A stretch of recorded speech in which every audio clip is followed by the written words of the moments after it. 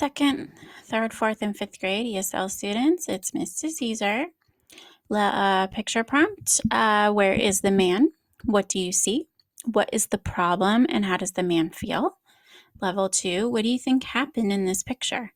Give at least 2 reasons for your answer. Where was the man before this picture and how do you know? Next one is river. So all the plural nouns in number 1 were cities, rivers, people, beavers, dams, and rivers. Remember, plural means more than one. All right, so we had this paragraph and they asked what text structure it was, and it is sequence. It was telling what happened first, second, third, fourth, and all of that.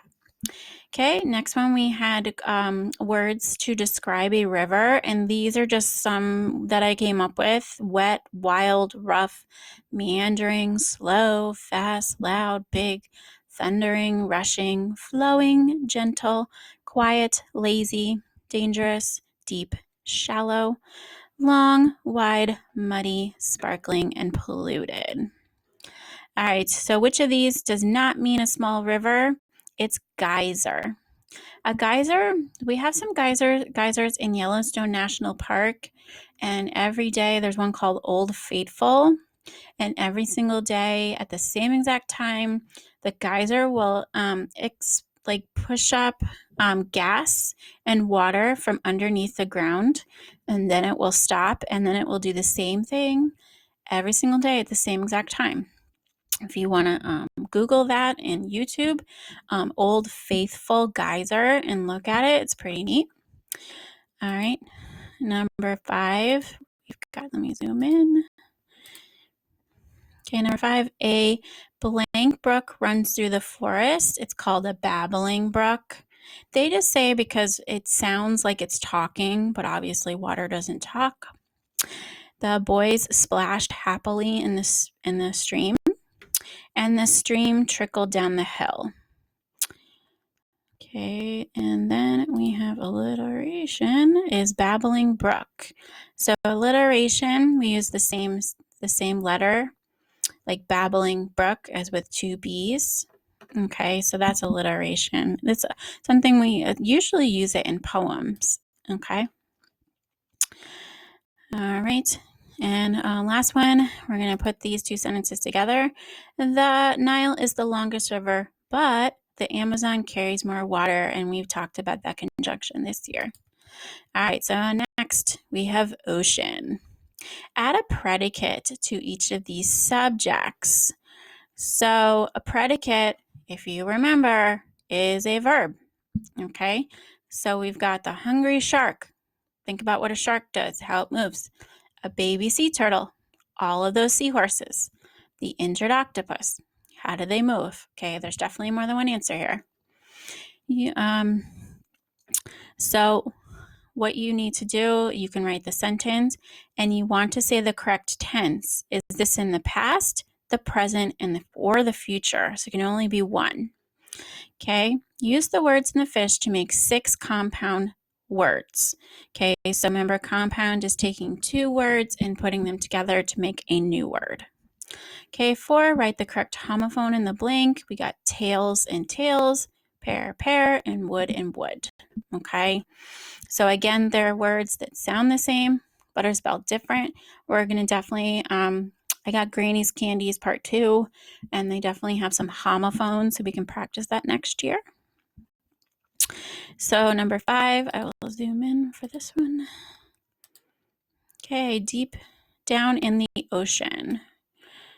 The Marina Trench is the deepest part of the ocean biome. It is more than 36,000 feet deep, which is about 7,000 feet deeper than Mount Everest is tall. It is very cold in the trench. There is no light and a great deal of pressure from the weight of the water above. Very few animals are able to live there. Humans have only been to the bottom of the trench 2 times, once in 1960 and then again in 2012. Why do you think humans have only been to the bottom of the Marina Trench twice? Use evidence from the text to support your answer. 3rd, 4th, and 5th, I mean, those are those answers you've been giving all year. Okay, so 2nd graders, you want to restate the question and then tell me from the text how you know your answer. You'll give the evidence, and it's something you're going to be working on in 3rd grade. Okay?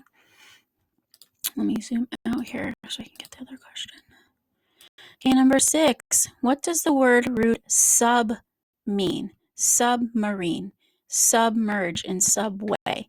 Which one do you think it means? And then we have marine, mari. What does that root mean? Submarine, aquamarine, and marina. What does it mean? Okay, I think you can figure those two out. They're fairly easy. All right, so listening, we have, let me zoom back out. Okay, so we had the kids and they were growing some stuff and planting stuff, so we have all of that. Okay, now we're moving on to summer, which is summer vacation is very soon. Okay, so we have a tent, and you need to draw a campfire in the bottom right corner. Draw a lake in the middle. Draw a boat at the edge of the lake. Draw an oar for the boat near it. Draw a tree in the upper left corner. Draw a bear near the tree. Draw a fish jumping out of the lake. Color the picture if you want. Okay, so hopefully you'll know what an oar is. If not, I will show you next time. Okay. All right, we have this cute little bear with the fish. I wrote the bear is eating. The brown bear is eating. The bear is eating a fish. The brown bear is eating a fish. And the brown bear is eating a fish in the river.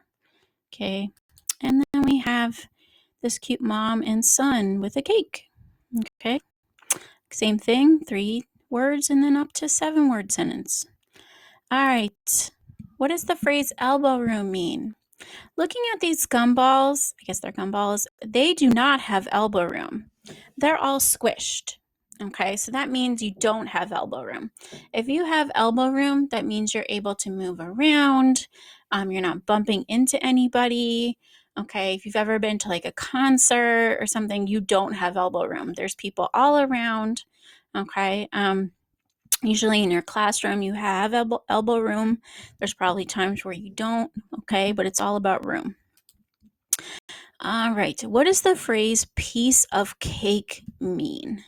Okay, and I know he's carrying a piece of cake, but for 2nd, 3rd, 4th, and 5th graders, 2 plus 2 equals 4. And that type of math is a piece of cake. So what does that mean? Okay, all right, I will see you next time.